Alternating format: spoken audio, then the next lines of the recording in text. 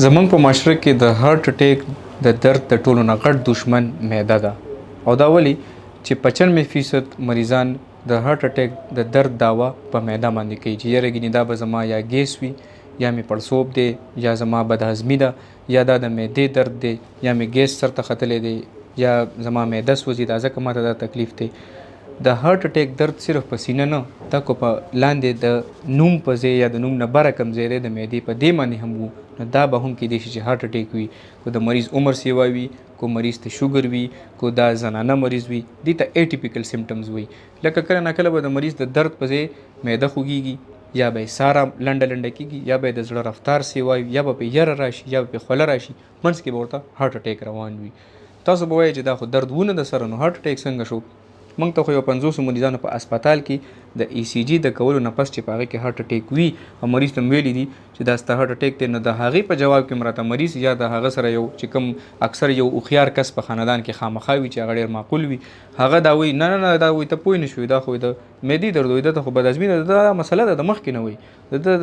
وریجې خوړلي وایي دته دا تکلیف کېږي. نو موږ بیا حیران شو نو بیا د دویم تپوس دا وکړو چې دا ای سی جي هغې باندې اکثر نوم لیکلی نه دا نوم دا ستا نوم دی دا ستا ای سی جي ده نو موږ بیا مریضانو ته اکثر بل ای سی جي موږ کېدای شي غلط ای سی جي د بل چا ای سی جي نه ځکه چې خو ډېر په دعوې سره وایي زما خو د معدې درد دی ماته د هارت اټیک کوم دی نو شو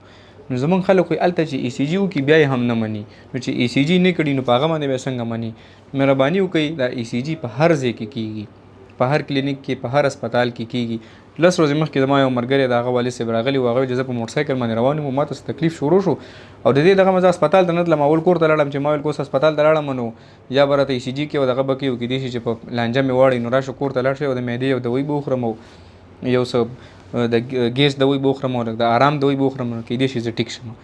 په هارت اټیک کې یو سیکنډ قیمتي دی چې وخت تیریږي د زړه پټې به مړې کېږي بیا هغه علاج نه کېږي کوم علاج چې په اولني ګنټه 2 غنټو کې یا اولني 10 غنټو کې چې کوم علاج کېږي هغه علاج وروسته په هیڅ قانون باندې نشي کېدی ځکه چې زړه پټې مړې شي کوم چې رګونه وي هغه مړې شي هغه رګونه که ته په هغې کې بیا اینه روان هم کړي نو د هغه چې کوم ځای مړ شوي هغه ځای بیا نشي راژوندی کېدی. لہذا کتاب دا لیکي چې د هارت اټیک په صورت کې ټایم چې کم دی د ټولو نه قیمتي شي هغه وخت دی نو وخت پکې مه ضایع کوئ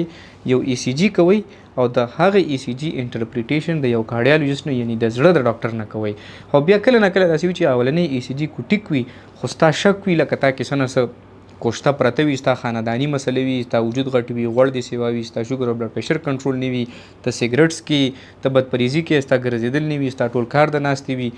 نو بیا ته صبر کوه ډاکټر به تا ته پخپله وایي ته بیا نیمه ګنټه پس 10 منټه پس بله ای سی جي هم کوه ته په یو ای سی جي باندې هم مه دوکه کېږه. کله نه کله داسې وشي چې